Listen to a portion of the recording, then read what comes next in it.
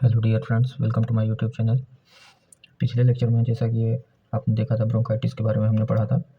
Bronchitis में हमने cover कर लिया था definition, types, causes and risk factor, pathophysiology. आज हम देखेंगे clinical manifestation, diagnostic evaluation and treatment के बारे में। क्लिनिकल मैनिफेस्टेशन के बारे में क्लिनिकल मैनिफेस्टेशन में एक्यूट ब्रोंकाइटिस के बारे में देखें तो इसमें होता है कफ विद एंड विदाउट फ्लेगम। फ्लेगम का मतलब क्या होता है? फ्लेगम का मतलब होता है कि जो कफ होती है उसमें म्यूकस के साथ प्रोडक्शन होता है, बलगम एक तरीके से कह सकते हैं। तो बलगम के साथ या ड्राई कफ का प्रोडक्शन होगा इसमें। चेस्ट टाइटनेस, फीवर, उसके साथ साथ हेडेक एंड बॉडी एक। हेडेक एंड बॉडी क्यों होगा? क्योंकि जो रिक्वायर्ड अमाउंट में ऑक्सीजन होगी वो बॉडी तक नहीं पहुंच पाएगी, इसलिए बॉडी एक होगा। और सबसे ज़्यादा अमाउंट में ऑक्सीजन तो हमारे हेड को ही चाहिए होता है, ब्रेन को, तो इसलिए हेडेक भी होगा। शॉर्टनेस ऑफ ब्रीथ, सांस लेने में दिक्कत होगी। वेजिंग साउंड यानी वेसल लाइक साउंड होगा, जो कि जब हम लोग सांस लेंगे तब हमको सुनाई देगा। इसके बाद क्रॉनिक ब्रोंकाइटिस की बात करें। क्रॉनिक ब्रोंकाइटिस में क्या होता है कि जितने भी एक्यूट ब्रोंकाइटिस के साइन एंड सिम्टम्स होते हैं वो क्रॉनिक ब्रोंकाइटिस में भी होते हैं, लेकिन यहाँ पे जो कफ का प्रोडक्शन होता है वो एटलीस्ट 3 मंथ, मतलब 1 महीने, 1 साल में 3 मंथ तक, या 2 ईयर में, या उससे मोर ईयर में 3 to 4 मंथ तक लगातार बना रह सकता है। अब हम बात करें डायग्नोस्टिक इवैल्यूएशन की, तो डायग्नोस्टिक इवैल्यूएशन में क्या होगा कि पहले हम क्या करेंगे, पेशेंट का हिस्ट्री कलेक्शन करेंगे कि वो स्मोकिंग वगैरह करता है कि नहीं करता है, ठीक है।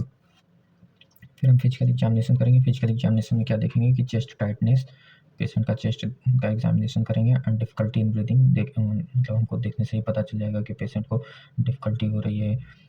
व्हीजिंग साउंड, जब वो सांस लेगा तो व्हीजिंग साउंड, वैसे लाइक साउंड हमको सुनाई देगी, ठीक है। उसके बाद हम देखते हैं ब्लड टेस्ट का एग्जामिनेशन उसका कराएंगे। चेस्ट एक्सरे करेंगे। चेस्ट एक्सरे में देखेंगे कि किस साइड की ब्रोंकियल वॉल्स डैमेज हो रही हैं, ठीक है। स्पुटम कल्चर के लिए हमको इस तरीके की ऑयल देना होता है पेशेंट को, जिसमें कि मेनली वो मॉर्निंग टाइम में स्पुटम जो प्रोड्यूस हो रहा होता है मॉर्निंग टाइम में, इसमें निकाल के हमको देता है, ठीक है। तो पल्मोनरी फंक्शन टेस्ट में क्या होता है कि हम पेशेंट को एक इंस्ट्रूमेंट होता है कुछ इस तरीके का, तो उसमें क्या करते हैं कि पेशेंट को कहते हैं तेज़ी से फूंक मारने के लिए, तो उसमें से तेज़ी से सांस लेता है, बाहर की तरफ एक्सहेल करता है एयर को। तो इसमें हम देखते हैं कि कैसे, मतलब पेशेंट का क्या पल्मोनरी फंक्शन है, किस तरीके से ये पूरा ऊपर जो बॉल्स होती हैं उसमें कि ऊपर तक जा रही हैं कि नहीं जा पा रही हैं, ये पल्मोनरी फंक्शन टेस्ट में करते हैं। पल्स ऑक्सीमेट्री में क्या होता है कि जो हमारे ब्लड में ऑक्सीजन का सेचुरेशन होता है, तो ये एक इंस्ट्रूमेंट होता है जिसको पल्स ऑक्सीमीटर कहते हैं। तो इसमें क्या होता है कि ये हमको मेज़र करके बताता है कि कितना हमारे बॉडी का सेचुरेशन है और ब्लड में ऑक्सीजन का सेचुरेशन है, ठीक है। इसके बाद हम देखते हैं कि ट्रीटमेंट एंड मैनेजमेंट। ट्रीटमेंट क्या करेंगे? टेक रेस्ट, ठीक है। पेशेंट को हम बोलेंगे कि रेस्ट करे, ज़्यादा काम वगैरह ना करे, ठीक है। ड्रिंक प्लेंटी ऑफ वाटर, ज़्यादा से ज़्यादा पानी पीने को बोलेंगे पेशेंट को, ठीक है। चेस्ट फिजियोथेरेपी करेंगे। और ऑक्सीजनेशन थेरेपी में हम क्या करेंगे कि मेनली हम उसको ज़्यादा से ज़्यादा ऑक्सीजन प्रोवाइड करेंगे और उसको वो पोजीशन प्रोवाइड करेंगे जिससे उसको सांस लेने में आसानी हो, ठीक है। ब्रोंकोडायलेटर प्रोवाइड करेंगे। ब्रोंकोडायलेटर क्या करेगा कि जो ब्रोंकियल वॉल हमारी नैरो हो गई है तो उसको डायलेट कर देगा, ठीक है। एंटीबायोटिक देंगे, जो भी इन्फेक्शन है हमारे शरीर में जो बैक्टीरिया की वजह से हुआ है, ठीक है, तो उसको उसके अगेंस्ट में हमको एंटीबायोटिक देना है। एंटीबायोटिक में एजिथ्रोमाइसिन और एम्फिसिलिन का यूज कर सकते हैं, ठीक है। उसके बाद निकोटिनिक रिप्लेसमेंट थेरेपी देंगे। अगर पर्सन स्मोकिंग कर रहा है तो उसको हम मना करेंगे कि, ठीक है, और उसके अगेंस्ट में निकोटिनिक रिप्लेसमेंट थेरेपी प्रोवाइड करेंगे उसको।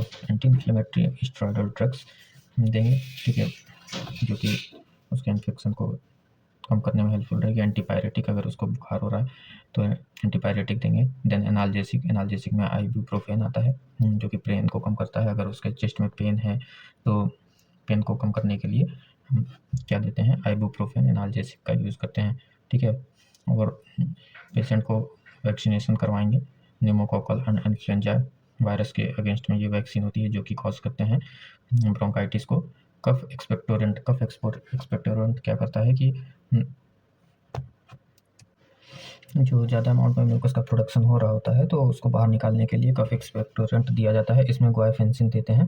ये मेनली नाइट टाइम में सोने से पहले लिया जाता है, ठीक है। तो ये क्या करता है कि हमारे जो स्पूटम का प्रोडक्शन हो रहा है कफ में, ठीक है, उसको बाहर निकाल देता है।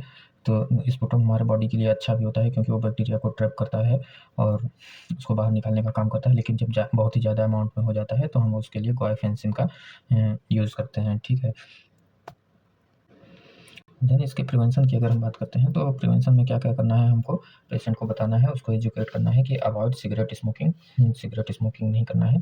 पेशेंट को अगर उसको इन्फेक्शन हो चुका है, क्रॉनिक इन्फेक्शन हो गया है तो उसको हमको अवॉइड करवाना है। और उसके बाद गेट वैक्सीनेटेड, वैक्सीन लगवाना है पेशेंट को। कुछ भी खाने पीने से पहले तो हैंड को अच्छी तरीके से प्रॉपरली वॉश करना है। 7 स्टेप ऑफ हैंड वॉशिंग का जो रूल होता है वो आप ज़रूर फॉलो करें। नेक्स्ट वीडियो में मैं बनाऊंगा भी 7 स्टेप ऑफ हैंड वॉशिंग के रूल्स क्या होते हैं और कैसे कैसे हैंड वॉश करना होता है। देन उसके बाद वियर मास्क ज़रूर वियर करके रखें क्योंकि अब जाते हैं मोर पॉल्यूटेड एरिया में तो क्या होता है कि वहाँ पे जो इरिटेंट होते हैं वो और जो ब्रोंकाइटिस हो गया होता है तो उसको और बढ़ाने का काम करते हैं। तो इरिटेंट्स हमारे नाक के थ्रू हम इनहेल ना कर लें, ठीक है। तो उससे बचने के लिए हमको क्या होता है कि मास्क का यूज़ ज़रूर करना चाहिए, ठीक है। Thank you. अगर आपको हमारा लेक्चर पसंद आया हो तो वीडियो को लाइक एंड सब्सक्राइब करना ना भूलें और ज़्यादा से ज़्यादा वीडियो को शेयर करें। Thank you.